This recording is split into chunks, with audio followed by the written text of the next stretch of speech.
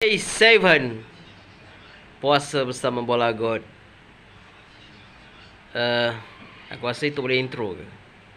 Okay, ini intro. Let's go. Bola God mengguncang siang dan malam, semangatnya tak bisa direndam. Dengan sihir sepak bola dia terbang di hati kita, jadi pahlawan cemerlang. Assalamualaikum semua, welcome back to my channel. It's a Bola God number 1. Tadi aku dah post day 6, right now day 7 puasa bersama Bola God. Alhamdulillah sekarang ni belum sahur, tapi nanti berapa jam je. Cuma yelah, aku ni macam biasa aku nak rakam masa aku baring, sebab aku tak tahu, aku suka rakam masa aku baring sebab aku rasa tu selesa. Kalau berdiri macam tu aku rasa macam tak selesa, cuma tak berapa minat. Tapi macam guys, day 6 untuk puasa bersama. Itu sebab yang kalau korang follow YouTube aku, kau akan tengok real life hidup aku macam mana buat konten. Okay, tak perlu jadi perfect pun, tapi just be yourself man, and enjoy apa yang kau buat. Yep, that's it.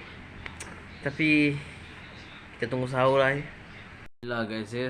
Baru tadi lepas sahur dah solat subuh.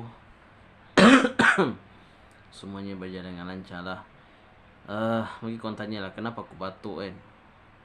Tak tahu kenapa, memang dah batuk dah beberapa hari dah kan. Tapi nak macam mana dah, kalau dah sakit, dia tak adalah sakit, dia cuma biasalah kita batuk-batuk lah, dah biasa lah kan. Tapi apapun, it's okay guys, saya okay je, tak adalah saya. Tapi terima kasih lah kepada Abang Mantri ya, Abang Brother Mantri yang selalu komen dalam video saya ya. Terima kasih lah kan. Saya pun rasa macam setiap kali saya post video, dia ada je komen dalam video saya. Terbaik lah dia. Tapi apapun terima kasih. Sekarang ni petang guys ya. Tadi aku nak buat video waktu Zuhur tadi, terlupa pula. Jadi baru sekarang nak record video. Sorry guys ya, tadi pagi tadi aku sibuk sikit sampai aku lupa nak record video. Dan aku balik, aku rehat jap, solat Zuhur lupa pula. Hari ni memang banyak aku lupa, tapi aku dah post update untuk Tindas Indonesia dan macam-macam lagi lah. Tapi nanti aku update lagi. Okay, sabar. Sekarang guys ya, waktu petang guys ya, pukul 5.22. Gelap, hujan guys. Sambil-sambil tu ya, macam biasa buat konten untuk korang semua.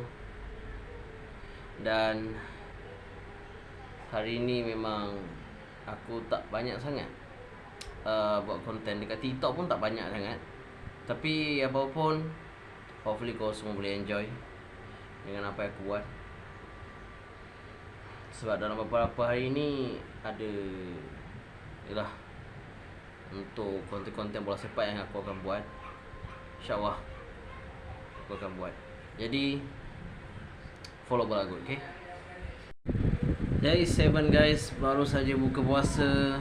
Dan puasa nak tidur lah. Sorry kipas. Alhamdulillah guys ya, hari ni macam biasa, same like the other days, macam semalam. Dan alhamdulillah aku keep posting untuk buat day untuk berpuasa ni. Semoga kita dimurahkan rezeki, dan insyaAllah kita perbaiki apa yang kurang dekat diri kita.